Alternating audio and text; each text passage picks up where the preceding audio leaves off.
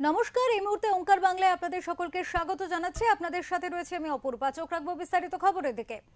5 বছর এলাকায় দেখা মেলেনি বিধায়কের বিরুদ্ধে এলাকায় পড়লো নিখোঁজ পোস্টার। 2026 বিধানসভা নির্বাচন দোরগোড়ায়, এসআইআরও শেষের পথে। তারই মধ্যে বাসন্তীর বিভিন্ন জায়গায় এলাকার বিধায়ক শ্যামল মণ্ডলের নামের পোস্টার বিভিন্ন দোকানের দেয়ালে এবং যানবাহনে দেখা যাচ্ছে। বিধায়ক নিখোঁজ পোস্টার। এই ঘটনাকে কেন্দ্র করে স্বাভাবিকভাবেই চাঞ্চল্য ছড়িয়েছে বাসন্তী বিধানসভা জুড়ে। এলাকায় বিধায়কের দেখা মেলেনি। গত 5 বছর ধরে এমনটাই দাবি করছে এলাকার মানুষ। তবে বিধায়ক শ্যামল মণ্ডল এ বিষয়ে জানিয়েছেন, আমি এর বিরুদ্ধে প্রতিবাদ করছি, প্রশাসন যেন কঠোর ব্যবস্থা নেয়।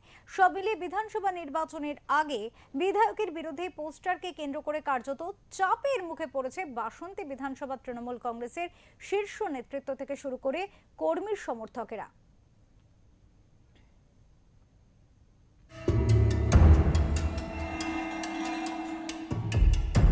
আমি এর বিরুদ্ধে প্রতিবাদ করছি এবং আমি এটা ঊর্ধ্বতন কর্তৃপক্ষকে আমি জানাচ্ছি, যে প্রশাসনকে জানাচ্ছি অবিলম্বে প্রয়োজনীয় ব্যবস্থা গ্রহণ করতে।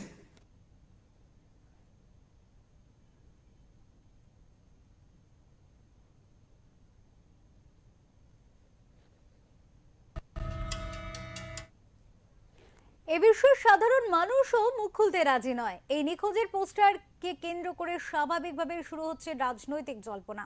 এ বিষয়ে জয়নগর বিজেপির সাংগঠনিক জেলা যুব মোর্চার সহসভাপতি পবিত্র পাত্র জানান, গত 2021-এর বিধানসভা নির্বাচনে বাসন্তী বিধানসভার অন্তর্গত 18 বাকি অঞ্চল থেকে সংখ্যালঘুদের ভোটে জয়লাভ করেছিল তৃণমূলের বিধায়ক শ্যামল মণ্ডল। কিন্তু 5 বছর এলাকায় দেখা মেলেনি বিধায়কের, এমনটাই অভিযোগ করছেন নাগরিক সমাজ।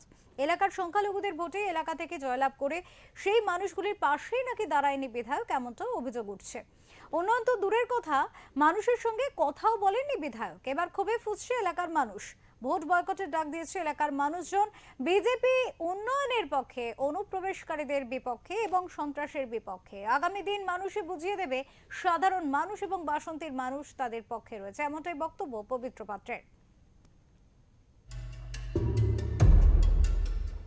বিধায়ক মাননীয় শ্যামল মণ্ডল, যিনি সংখ্যালঘু ভোটের উপরে ডিপেন্ড করে পশ্চিমবঙ্গে বিধানসভায় গেছেন, উনি বাসন্তীর যে বিধানসভা বেশিরভাগ সংখ্যালঘু অধ্যুষিত এলাকা, ওনার নামে যেখানে পোস্টার পড়েছে প্রায় 90% সংখ্যালঘুর বসবাস।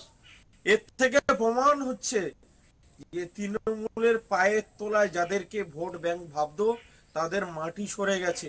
প্রকৃত পক্ষে সংখ্যালঘু এলাকায় তৃণমূল কোনো উন্নয়ন করেনি। সেখানে সংখ্যালঘুদের ব্যবহার করে এক শ্রেণীর সংখ্যালঘুদের দিয়ে দুষ্কৃতি, তলাবাজি, ছাপ্পা এইসব করিয়ে তাদেরকে সুবিধা দিয়ে ভোট ব্যাংক ধরে রাখার চেষ্টা করছিলেন। কিন্তু মানুষ বুঝে গেছে, সংখ্যালঘুরা বুঝে গেছে যে শুধুমাত্র তাদের কোনো উন্নয়ন হচ্ছে না, ভোট ব্যাংকের ফায়দা নেওয়া হচ্ছে তৃণমূলের তরফ থেকে।